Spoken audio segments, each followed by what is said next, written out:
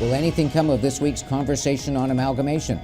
Who will win and lose if a big box shopping centre is built on the Saanich First Nation lands in Central Saanich? And should the City of Victoria sell naming rights to facilities like the Crystal Garden and the Conference Centre? Those among the issues we're going to discuss in the next half hour. I'm Alan Perry. Welcome to the Weekly Opinion Panel here on Shaw TV. Joining us this week, the President of the Peninsula Chamber of Commerce, John Trelevin. Alan, a pleasure to be here. From the Daily here on Shaw TV, reporter Nikki Uanishin. Thanks for having me. And well-known local communications consultant, Matt Wright. Thank you, Alan. Great to be here. Matt and John, this is your first time, so welcome. Tell us a bit about yourself. Well, I'm a communication consultant, so I work with businesses and organizations, especially with what we call new media, online social media, and how they can organize and work with the public on that. And before that, before 2005, I lived over a decade in Europe, working with marketing companies, airlines, groups like that. And since coming back into Victoria, I've been quite involved in politics on federal and local campaigns as well. And John, very illustrious CV for yourself as well. Well, I operate an international trade consultancy business out of Sydney, British Columbia, based on 32 years experience in the Canadian Foreign Service, served in 7 countries. My last posting was as Canada's ambassador to the Philippines. We then moved to Saskatchewan, and I ran the Saskatchewan Trade and Export Partnership for 5 years. We've been coming to the Saanich Peninsula forever. My wife has relatives throughout the peninsula. And when we decided where we would establish our new business and our future life, it was going to be the Saanich Peninsula. We've always loved Sydney. Oh, you're a great catch for the Peninsula Chamber, so thanks both of you for being here, and Nikki as well. I invited Matt in particular to join us this week because he was among the people that organized Let's Talk Amalgamation, a community consultation meeting that brought out about 200 people this week. What were you hoping to achieve, and did you achieve it? Close to 200 people. We counted about 170, which is fantastic on a Tuesday evening with a hockey game going on at the same time. This conversation actually has been around Greater Victoria since the first incorporation, of course, going back over a century. But especially on the most recent municipal campaign, we were hearing a lot more from various campaigns all around the region, not just in Victoria where it's a big issue, but in Saanich, in Sydney, in the West Shore. That if we're dealing with some major projects on the horizon, and LRT was the one that came up, potentially $1 billion, maybe we should look at how we are regionally governed first. So out of that, a group of 5 of us, we were chatting on Twitter and on phone calls. This is how these happen these days. And we said, why don't we take this out in the public sphere and find out if there is actually room for maneuver in a way. And we kept it deliberately as a conversation. It's not to come at it from a set idea, pro or anti-amalgamation. It was really to utilize the talent in the community. Do they have ideas? What are their concerns? What are their thoughts? And more importantly, what are their questions? You were at this session, Nikki. What struck you about it? Well, the turnout was quite good. We thought, well, if we show up and there's 25 people, are we going to look silly? Because, this conversation's been going on for so long, but when we got there and people started arriving, obviously there's an appetite for it. On the peninsula, the 3 municipalities, while very diverse, John, they get along fairly well, and there's numerous tri-municipal. Yes. Fill in the blank out there. Where do you think this will go? Well, first of all, I want to congratulate Matt and Shelley and the organizers for having a conversation on an issue that does underlie a lot of the politics in Greater Victoria. At the highest level of politics, it's difficult to discuss because you end up into the thin edge of the wedge and all these arguments, which are very threatening. Well, it's not a threatening issue here. The issue is, how does this community function to the optimal benefit of everybody, including people who, like myself, feel very strongly about the variety of lifestyles that Greater Victoria offers people. I mean, it's wonderful. I chatted with Shelley before the event. I couldn't attend myself. The whole idea here, I think, is how to emphasize common approaches to common problems. I mean, urban transportation is not a Sydney problem, but how can Sydney, and how do we deal with it in a way that stretches right across the 13 municipalities, and somehow to build into the conversation that's happening in this community a discussion that's not a threat to anybody. Well, this is one of my favorite questions on this panel. If this was a dictatorship and you were each dictators, what would you do about regional governance? Would you amalgamate? Would you regionalize services? Based on what you heard at that meeting, what do you think? There was a great comment in the statement by one of the people who was attending there was, if 350,000 people just suddenly arrived right now today in this region, and it was a blank slate and you had to create a governance model, would it be 13 municipalities, 4 municipal police forces and the RCMP, no economic development commission around that and stuff? It obviously wouldn't be. However, we are at this situation right now. So what should it be? So what are the approaches exactly? We're already heading in one direction. There are mayors talking about regionalization of police services is one thing. There's talk about creating a transit authority. These are all good steps, but there are also people out there saying, well, is that really the right approach? Is that going to provide the accountable governance that we want and the efficiencies in the system to make sure that we're not heading off into a direction maybe that will end up with more problems in the future? And even hearing from smaller communities, I was I guess somewhat surprised to hear that they like their independence and their small town feel and the ability to kind of control what happens, but they are open and realizing that there needs to be sharing of some services. What would you do if you were in charge of this whole thing and you didn't have to be responsible to anyone? Well, one of the first things I would do would be to have a meeting with the Federal Minister of Finance and suggest to him that the federal government take a very close look at its definition of large cities in Canada. Because we are unamalgamated. By the way, it's not a crime to be an unamalgamated city, right? We are this community, but we are 368,000 people who live in this southern part of Vancouver Island.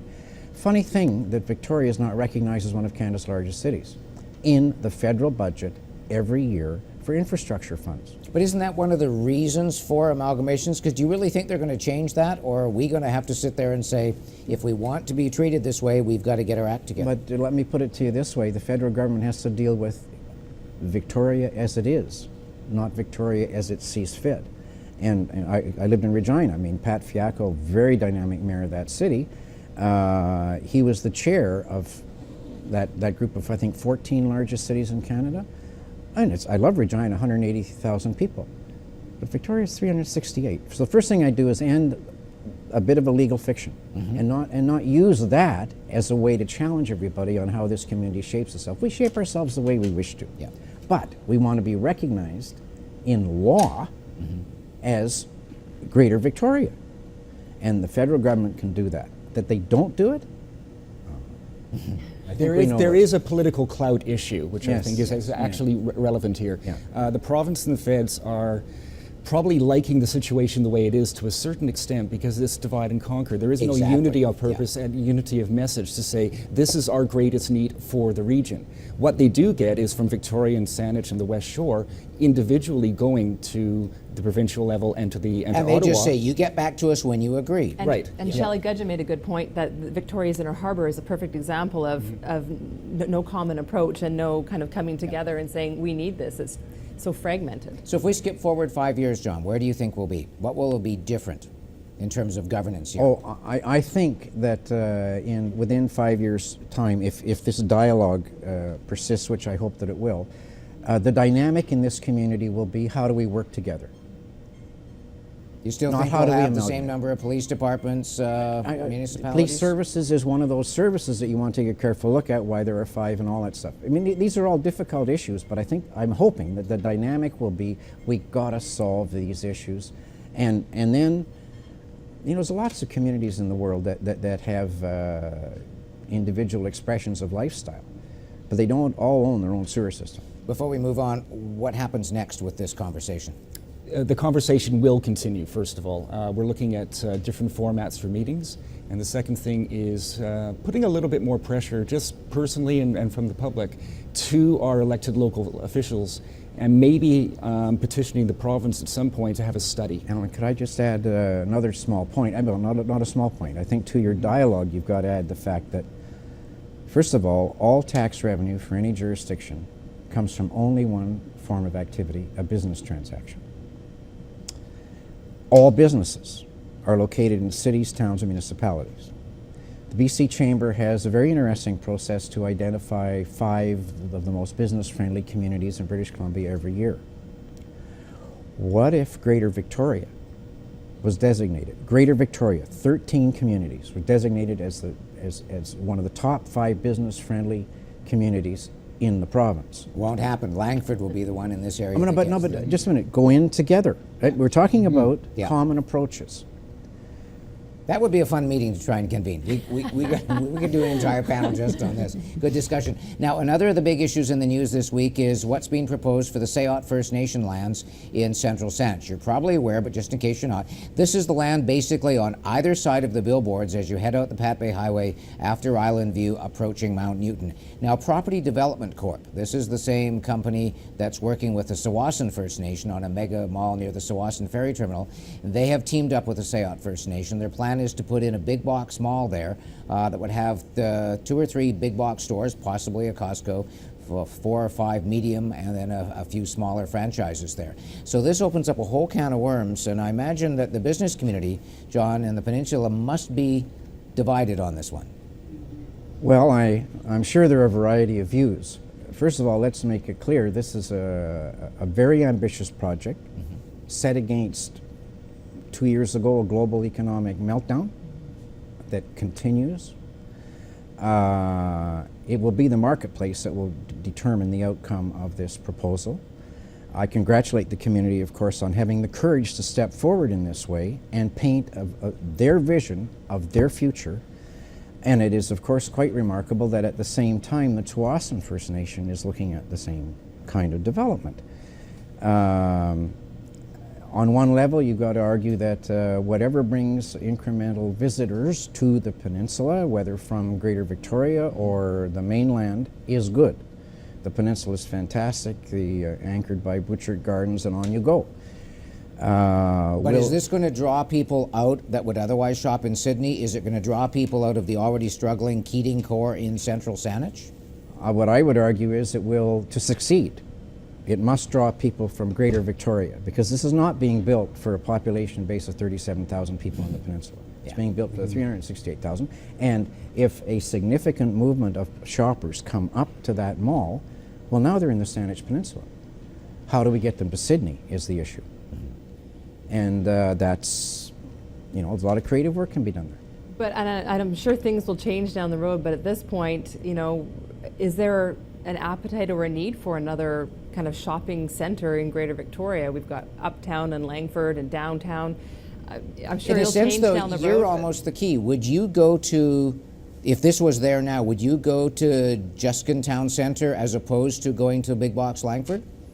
I'd rather travel the Pat Bay than Highway 1. Exactly. So there's sure. half the answer there. And you look at the population which is east of that highway route, the Gordon Head area, the 10-mile point, the Broadmead area, they will tend to go off on their weekends, for instance, off to Rona, Langford, those kind of places. And the developers have said very specifically, this will have largely the same mix of retailers as Langford. So now you have a choice. Fight the Colwood Crawl or head to the peninsula. Or come to the peninsula, go to a winery, go to a 5-star restaurant for lunch, come out to Sydney, have your latte by the ocean. I mean, what else do we want? But John makes a good point there that it's kind of two different appetites, I guess. Do you want to go to the big box stores, or Sydney? You're not going to go to the box stores. If you want to go to Sydney, you're going to be. It's a different market. It's a different. And that's the one thing that this one would have over Langford, because there is not a Sydney in Langford, despite Langford's great efforts to create the village centre. There's nowhere near the number of unique little shops there. But this is a real challenge for Central Saanich, John, as people out there know, because they've already lost the co-op. It's moving to the Sartlip First Nation land, so they lose that tax revenue. They're not going to get a dime of tax revenue out of this. I mean, they'll have to contract for fire, sewer, water, but what does Central Saanich as a municipality do? Well, first of all, the First Nation, Saanich First Nation, came to the Central Saanich Council at the last meeting, made a very good presentation, totally friendly, of course, and started a dialogue. Only in this case, it wasn't an amalgamation; it was a dialogue on this project and how we're going to have to work together. The councillors asked a number of very good questions, and the mayor intervened. It's the start of a dialogue, right?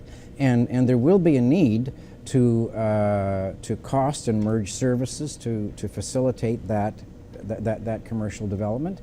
And in the end, the community will benefit. I think they estimated 2,200 full-time jobs. Well, figure it out. There's going to be an awful lot of people working there. It's a bit like if Butchert Gardens paid their staff in butchered $5 bills one time, you begin to understand on the Saanich Peninsula and the rest of Victoria the impact of that business. Well, the impact of this business will be throughout Victoria. There's another aspect here, and that is the transportation side. What will this do to the Pat Bay Highway? We'll talk about that when we take a break on the opinion panel. Also, should the City of Victoria sell naming rights to facilities like the Conference Centre and the Crystal Pool and Royal Athletic Park? And what will come of the sweeping review of the BC justice system? All when we continue after a break on the opinion panel on Shaw TV.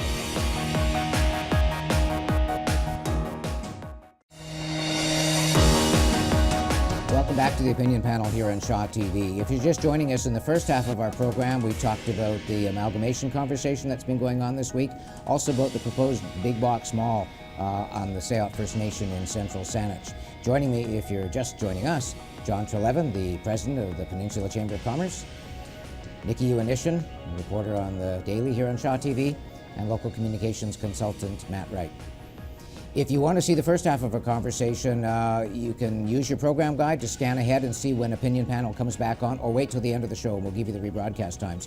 Picking up on where we left off before the break, we talked about the merits, pros and cons of this big box mall on the peninsula. What's it going to do to the Pat Bay Highway? The Saanich First Nation, John, wants an off-ramp at the road just past Heritage Acres and presumably an overpass at Mount Newton. Well, the Pat Bay Highway is in need of a number of structures to make it completely safe. And those discussions have been ongoing with the province for quite some time. The three municipalities actually got together and presented a unified view, and the First Nations were part of that, and at that time, 2 years ago, they indicated to the Highways Department that they will be in discussion about some future commercial. But does this throw a monkey wrench into that? Because as I understand it, Central Saanich wanted a flyover at Keating, Sydney wanted an interchange at Beacon, but now First Nation comes along and says, oh, special case, interchange at Mount Newton. The issue will be funding and the extent to which the commercial development could bear the cost. I don't know, I mean, obviously not part of that. But at the Central Saanich Council meeting, the First Nations leaders made it very clear that before they could move to the next stage of this development, there would have to be a successful outcome to their conversations with the Highways Department. It's quite clear without accessing it. Go ahead. And Nikki, First Nations have always been successful whenever they push. They say, we are First Nations, you mistreated us in the past, you must do that, and the province goes, okay. Yeah, I don't know how this is all going to pan out, but and obviously not being an engineer, I don't know exactly what needs to be done to the Pat Bay, but my only concern is, depending on how successful the mall is we don't want it to turn into another Highway 1. I mean, I don't know whether it would ever get to that point, but whatever, you know, you got to kind of take those proactive approaches at the beginning. Is this going to mess up the regional planning from what you're seeing sitting back looking at this? We don't have a regional economic growth strategy of any kind. That's my concern here. How is this going to affect downtown? How is it going to affect the West Shore and BC Transit? Mm-hmm. And we're talking about growing the economy. Mm-hmm. Growing the economy is the only way we can establish a sustainable lifestyle, standard of living for the people of Greater Victoria. This is an essential part of it. But to Matt's point, we're growing it kind of in silos, and we're not growing it as one complete vision, so we don't really know what's going to happen. Well, that ties into our next topic. We got our new census figures this week, and to no real surprise, West Shore is exploding. Langford is up 30% in 5 years, 12% for Colwood, View Royal and Highlands, Souk 17%. Sydney down a couple points, 3.6% drop for Esquimalt. Surprised? Not surprised at all. It's right down to affordability and where the jobs are going and where they are. The West Shore's had a massive expansion in economic growth over the past, I would say, 10, 15 years even. A lot of people moving out there, a lot of development. It's a lot cheaper to purchase or even rent a place out there. So that's not a surprise at all. That's going to be the difficulty for the core areas of our region in dealing with infrastructure problems and tax revenue over the next 10, 15 years. If you were Esquimalt's mayor, Nikki, what would you do? 3.6% drop is significant. Well, I think in the last couple of years, I mean, they're not there yet, but they're going in that direction. They've got the Esquimalt Village plan. I mean, there's still a few years down the road, but at least we're kind of seeing some proactive approach to get more people to live in Esquimalt. The peninsula, this is a challenge for Sydney. Affordability, affordability, affordability. You're getting new residents, but they tend to be singles and senior couples, and all the families are going somewhere else, even the ones that are working in Sydney. Well, one of the major policy dialogues we have with the 3 municipalities on the issue of workforce housing. And if you take a business like the Pier Hotel, they have employees who live in Duncan. And it is affordability. I agree totally with Matt that those I was surprised, to tell you the truth, in terms of Sydney, but if you look at the shifts, I'm sure if you plot the cost of housing in each of those communities, you'll see what's causing it. That said, I mean, to the naked eye in Sydney, there are a lot of developments underway. The council, the mayor are committed on the issue of workforce housing. I think they have to look at some of their tax policies that may be somewhat counter to that, but we're having a very interesting dialogue. You have to understand that in the Saanich Peninsula, there are businesses that challenge the world. I mean, Viking Air is selling globally. They don't sell anything in Canada. But I bet you if you plotted on a map where the Viking Air employees live, not many in Sydney. Well, that's probably true. That's the challenge. And it is a challenge for the whole community, which could be changed at the drop of a hat if there was decent, high-speed public transit. Suddenly, you'd lace everything together. We'll see if that comes. All right, one other one, moving back into the core. Members of Victoria City Council are considering whether or not to allow corporate naming rights. Now, we are coming to you from Save On Foods Memorial Centre. That's one where the city gets $1.25 million over 10 years, but it's the only one. Now a company's come forward, Park Ads. They want to put billboard-style ads on the inside of city parkades. They say they'll give the city 20% of that revenue. So council members said, well, wait a minute, if we're going to do that, what about maybe also doing naming rights for the conference centre, Royal Athletic Park, Crystal Pool? Anybody have a problem with that? It's pretty tempting. I mean, it is, isn't it? Yes. City's desperate for cash and inflow of some revenue going, you know, we wouldn't really have to do anything. We just have to say yes, and the company takes from there, and then we get some income from it. I think it really will come down to where we're talking about. I have no issue with the parkade. You park, you leave, it's not a problem. I think kind of depending on where they go from there, Victoria always likes to, you know, raise a little flag and say, forget about it. What about the Johnson Street Bridge? We could call it the brand name X Bridge instead and help pay for it. This actually came up during the debate over the Johnson Street Bridge because the borrowing capacity of the city has now been reduced substantially. So the Mayor Dean Fortin, actually came out during that time and said the city's got to look for other forms of revenue, other sources of revenue. Naming rights, it's an easy one. It's a no-brainer. And public pressure will actually determine the accessibility. Would it be going too far to do the Johnson Street Bridge? That might be a step too far, yeah. And on the idea of putting ads in parkades, Yeah. a business that wants to advertise wants customers. If all tax revenue comes from only one source, a business transaction, and the way to get increased business transactions in that business is to let customers know where I am, then that's a very good thing. And the whole issue across this community of signage for businesses is a big one. But we've got on the peninsula, but Panorama Recreation Center. Should we give that a corporate name to save taxpayers some money? Different issue. Well, why not? I don't understand. I mean, it is a potential source of revenue, and it's net revenue. It's the best kind. One more before we run out of time here. A sweeping review of the provincial justice system announced this week by Premier Christy Clark. She's hired a Vancouver lawyer, Jeffrey Cowper, to look at that. A Calgary lawyer is going to look at whether or not we still need Crown prosecutors to decide whether or not charges are laid. What do you think will come of this? Is this just politics to push it off the agenda for a while, or is this something will come of this? This is a really comprehensive review. I read through the 30-page proposal for the Green Paper. It's missing one component, and that is alternative forms of justice. We have something here in Victoria, the Community Court. It's been around for 3 years. It only has one judge, and it's been very successful. I think that should be in the report as saying Restorative justice. Restorative justice. What do you think, Nikki? You know what? I don't know. Is this spin or is this substance? I think they needed to. I think they absolutely needed to do something. I mean, you're right. Is this just hey, you know, look, we're taking action? But it seems so sweeping that something has to come out of this that's gonna make it.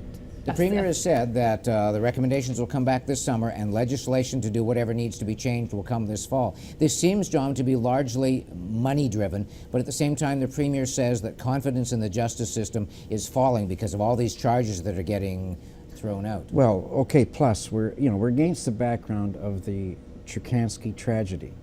We're against the background of a number of other issues that have happened in the province, and I guess the province has just renegotiated its contract with the RCMP. This suggestion is taking place against the background where, I mean, for better or for worse, it's taken how long to put charges for the rioters in Vancouver? Part of your background underlies the reason why we need to do this. I have lived in countries where the justice system has not functioned.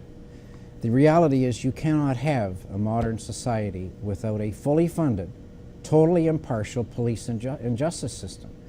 If I was to boost MasterCard, I'd say that a fully funded, impartial judicial system is priceless. And if there's any hint that resource issues have impinged on the ability of citizens to reach the justice system and the justice system to reach citizens, that's a terrible tragedy. Let's hope that this is not about money. This is about making things better. On that note, before we run out of time, your choices, panelists for Newsmaker of the Week and Why. John, we're going to start with you. Stephen Harper. China is exceedingly important to this country, and his second visit to China represents a very strong statement from the federal government that the priorities that the BC government has established for many, many years matter. The reality is people take a look and say, well, how important is China and all that? Canada feeds China. They know that. Mm-hmm. Nikki? Shirley Bond was in the news quite a bit this week, and of course announcing her sweeping review of the justice system. Matt? Rick Santorum, he's just won the nomination in 3 states on Tuesday. He's raising over $1 million a day for his campaign, and he's keeping the best reality TV show ongoing. Say what you will about our politicians, it's amazing to watch the muckraking that is going on down there. It's a train wreck in process, but that's American politics. I'm going to pick Jeffrey Cowper. He's the Vancouver lawyer who's been appointed to this all-important role of reviewing the justice system. We'll see what he recommends and whether or not the province enacts it. You can send us your feedback. There's the email address, opinionpanel@shaw.ca. You can also leave us a voicemail. There are the separate numbers, one for Greater Victoria and one for the Southern Gulf Islands. My thanks to this week's panel, the President of the Peninsula Chamber of Commerce, John Trelevin. From Shaw TV, reporter for The Daily here, Nikki Unishin. Thanks, Alan. And communications consultant, Matt Wright. Thank you, Alan. You're about to see the times when you can see this panel on replay if you just tuned in partway through. For everyone here at Shaw TV, I'm Alan Perry. Thanks for making this part of your weekend, and so it goes.